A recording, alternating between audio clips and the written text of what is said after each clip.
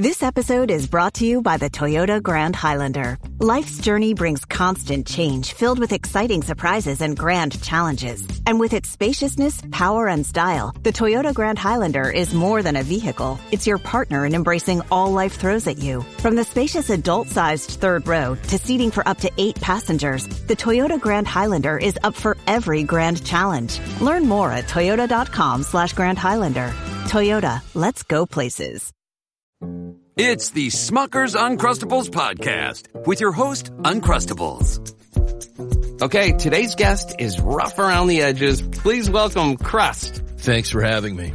Today's topic, he's round with soft pillowy bread. Hey. Filled with delicious PB&J. Are you talking about yourself? And you can take him anywhere. Why'd you invite And we are out of time. Are you really cutting me off? Uncrustables are the best part of the sandwich. Sorry, Crust. Does it ever feel like you're a marketing professional just speaking into the void?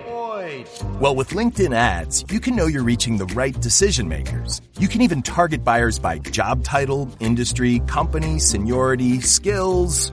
Wait, did I say job title yet? Get started today and see how you can avoid the void and reach the right buyers with LinkedIn ads. We'll even give you a $100 credit on your next campaign. Get started at linkedin.com/results. Terms and conditions apply. From the Fifth Quarter Studio in Madison, Wisconsin, you're listening to High School Hoops with your hosts, Steve Collins and Jake Stager. All right, welcome to High School Hoops. Before we jump into today's topic, which I don't really want to talk about, but anyway, because I haven't had many, I'd like to give a big shout out to our sponsors. First of all, Dr. Dish, the number one shooting machine on the market, bar none. Mention me, mention Coach Unplugged, mention High School Hoops, mention any of our podcasts, mention Teach Hoops, mention anything, and they'll give you $450 off. Tell them Coach Collins sent you. I trust you. James is listening to this. They will take really good care of you. Also, go over and check out teachhoops.com for coaches who want to get better. A lot of new stuff. I actually put a course up, I don't know, like 8 months ago that's just new material. When I put new material, I just put it there. I also put it, like, if it's man-to-man principles, I'll put it in the new material course, but I'll also put it in the man-to-man area. So anyway, I got some tweaking to do with some subsets of that, but it's coming along, and we're going to do a big kind of redone. We haven't redone the site in a while, so we're going to do a big redo late spring, probably early summer. Site will always be available, but we're probably going to do a big redo, and with that, prices increase when I do the big redos because I got to pay I'm not doing it.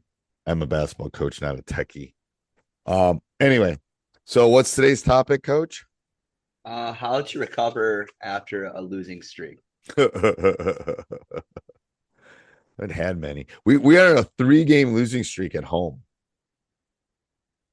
Yeah, I haven't had one of those ever in my coaching career at home.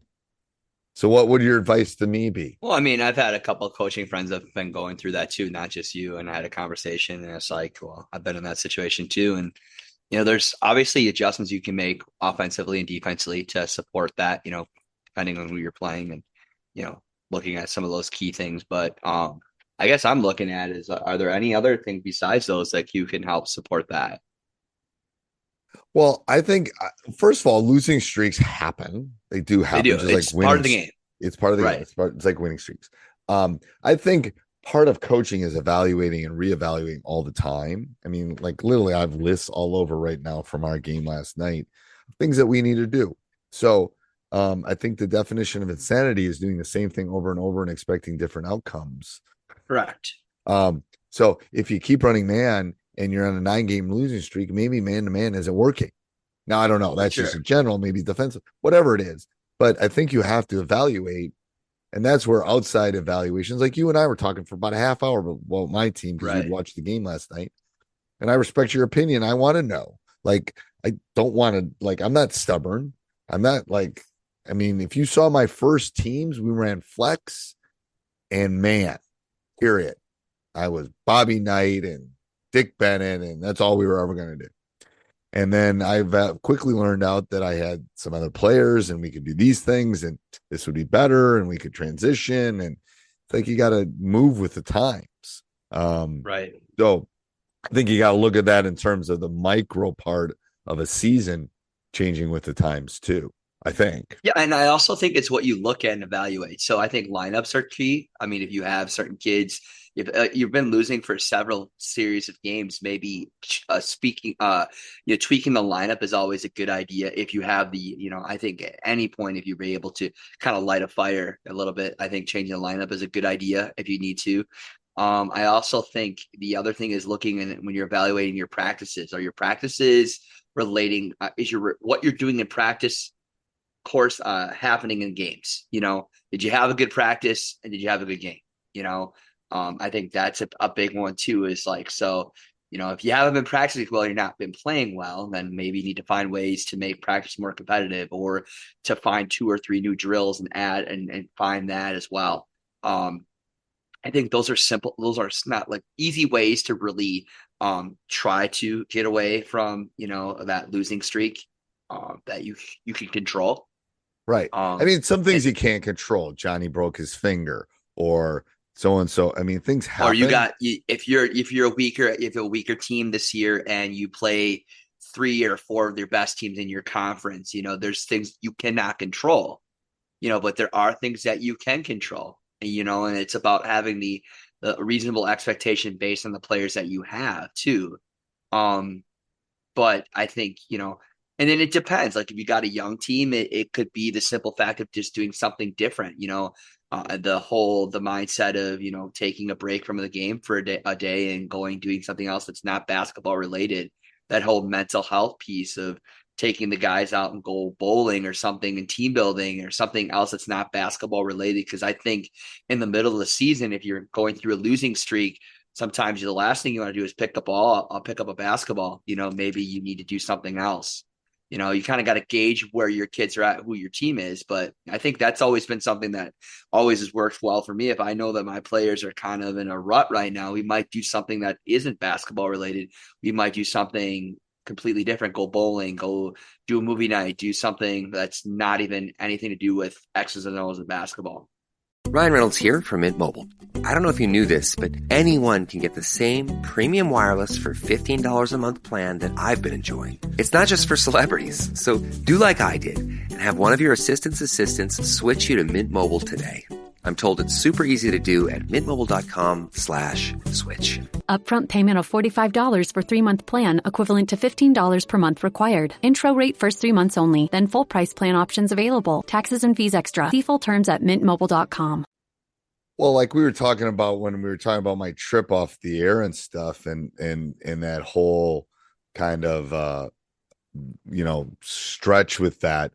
That was part of it too. It's like that was part of it. It was more than just getting away from it was more than basketball. It was getting away and doing something together as a group too. Those team dinners, all that stuff. They're a pain and they're hard sometimes to orchestrate, but they matter.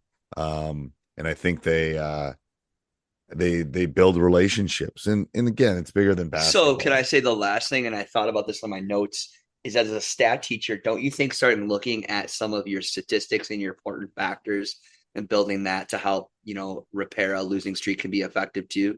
You know what I'm saying? Yeah. I think it's defensive percentages, the kind of the stuff, a lot of those 4 effective factors that Huddle does. I don't remember all of them on the top of my head, but there are, the key effective, what are things that you could do within your practice and the games to help, reduce or increase those statistics to help provide a greater chance of winning. Like we talked about before about, just things that we can do. Right. Well, part of it is too, I think is you need enough data. Like I'm 10 games in or 11 games. I've got enough data now that I can kind of draw some conclusions about, Johnny, maybe stop shooting so many threes when you're 1 for 74. That might be a good idea for the team. So I think you have enough in your data set at this point to draw those conclusions. Don't you think? I mean, That's kind of the point I'm getting at is, or somebody is playing a position and they're not getting some of the, let's say you got a big kid that's not getting rebounds, we got to have a conversation with that kid. And hey, if you're going to play within the role, I expect you to get more rebounds than it's showing here. Right. If you want to this play is more, what you're doing. And look, and here's what your expectation. We need this from you. And then I guess maybe it's even, you're really, I know you've been always a keen person on goal setting and right. What's the other thing? Every year, your role, right? And your role changes. So sometimes when you're in a losing streak, maybe it's a time to evaluate roles, or are you really doing what you need to do? And this sense of accountability within your role to make your teammates better, to make your team better. Yeah. And that's where, we'll probably, the hardest part for us is to find those times to sit and talk about those roles.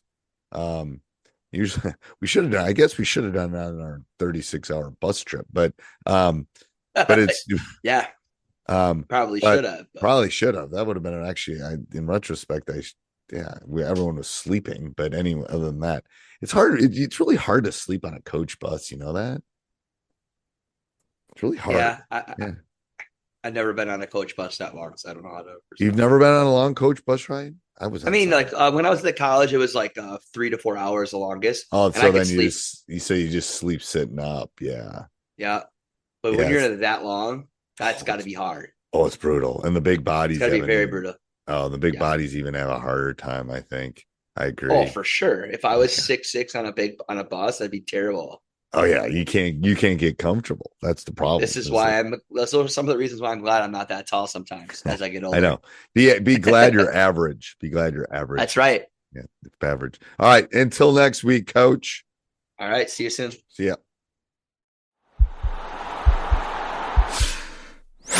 This podcast is part of the Sports Social Podcast Network.